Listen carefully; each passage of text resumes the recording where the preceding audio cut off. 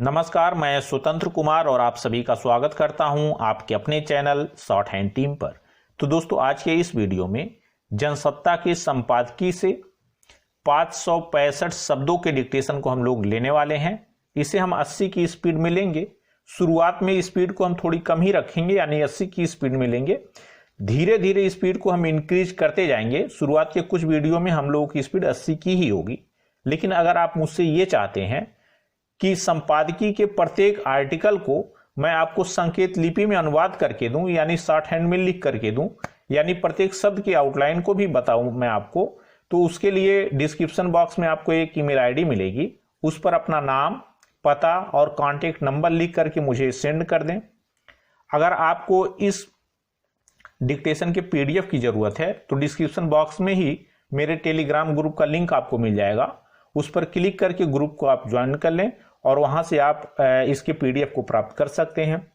80 की स्पीड में आपका डिक्टेशन स्टार्ट होगा 5 सेकंड के बाद। तब तक के लिए आप रेडी रहें।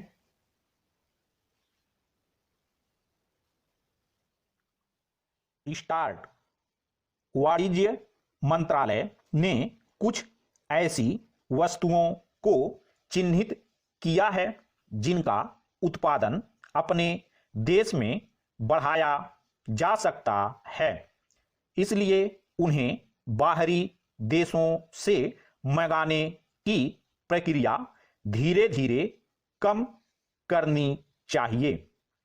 इस संबंध में वाणिज्य मंत्रालय ने 102 वस्तुओं की सूची जारी करते हुए संबंधित मंत्रालयों को इनके आयात में कटौती करने को कहा है। गौरतलब है कि इन 102 वस्तुओं की देश के कुल आयात में भागीदारी 57% से अधिक है। इनमें से 18 वस्तुएं ऐसी हैं जिनका आयात लगातार बढ़ रहा है, जबकि अपने देश में उनके उत्पादन की भरपूर संभावनाएं हैं। जिन वस्तुओं के आयात में कटौती की सलाह दी गई है वे मुख्य रूप से कोकिंग कोयला, कुछ मशीनरी उपकरण, रसायन और डिजिटल कैमरा शामिल हैं।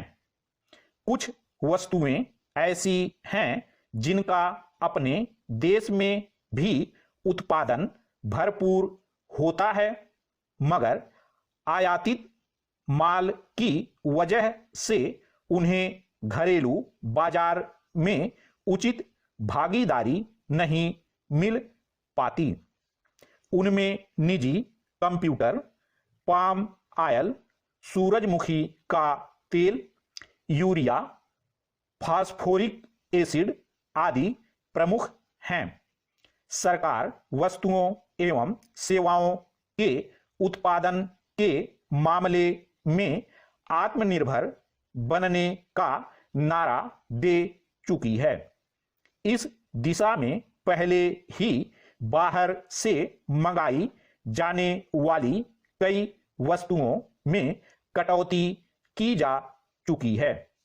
ताजा फैसला उससे आगे की कड़ी है। पैरा। काफी समय से इस बात को लेकर चिंता जताई जाती रही है कि देश में आयात तो बढ़ रहा है पर निर्यात लगातार घट रहा है। आयात बढ़ने का अर्थ है देश के भीतर विदेशी कंपनियों की दखल बढ़ना। निर्यात न बढ़ने से घरेलू उत्पादकों पर दोहरी मार पड़ती है। एक तो उन्हें बाहर के बाजार में जगह नहीं मिल पाती, दूसरे घरेलू बाजार में भी विदेशी वस्तुओं का बोलबाला बढ़ जाता है। मगर कुछ मामलों में भारत की आयात पर निर्भरता इस कदर बढ़ गई है कि सरकारों के लिए खुद बाहर से वस्तुएं मंगाना ज्यादा आसान लगता है। इस तरह विदेशी कंपनियों ने भारतीय घरेलू बाजार में घुसपैठ कर सस्ती दरों पर उच्च गुणवत्ता की वस्तुएं उपलब्ध कराने के दावे के साथ अपनी साख मजबूत बना ली है। कई कंपनियों ने तो एक तरह से अपना एकाधिकार जमा लिया है। इस एकाधिकार को तोड़े बगैर देसी वस्तुओं के उत्पादन और खपत की गुंजाइश पैदा कर पाना कठिन ही बना रहेगा।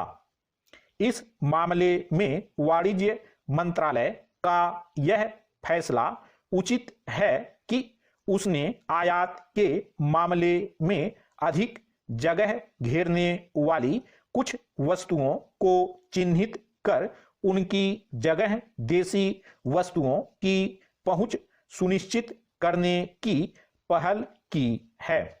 पैरा, भारत अब दुनिया के विकसित देशों से कारोबारी होड़ कर रहा है। सॉफ्टवेयर और सूचना तकनीक आदि कई क्षेत्रों में यह दूसरे देशों की बड़ी जरूरतें भी पूरी करता है।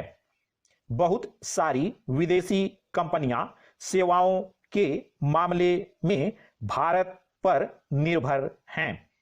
फिर भी विदेशी बाजार में भारतीय कंपनियां अपने लिए बड़ी जगह नहीं तलाश पा रही, जबकि चीन जैसे देश छोटी छोटी चीजों के मामले में भी हमारे घरेलू बाजार में कड़ी प्रतिस्पर्धा दे रहे हैं। इस तरह आयात में कमी लाने से घरेलू वस्तुओं के लिए बाजार में जगह बढ़ेगी, मगर इसके लिए सरकार को उन बिंदुओं पर भी सतत ध्यान देना होगा जिसके चलते कई मामलों में घरेलू कंपनियों ने उत्पादन कम कर दिया या किसी मजबूरी में करना पड़ा, या फिर पूरी तरह उत्पादन बंद ही कर दिया। नहीं तो केवल आयात कम करने का सैद्धांतिक फैसला खेती किसानी, खाद्य तेल, बिजली उत्पादन जैसे क्षेत्रों में बड़े संकट पैदा कर सकता है। स्टॉप।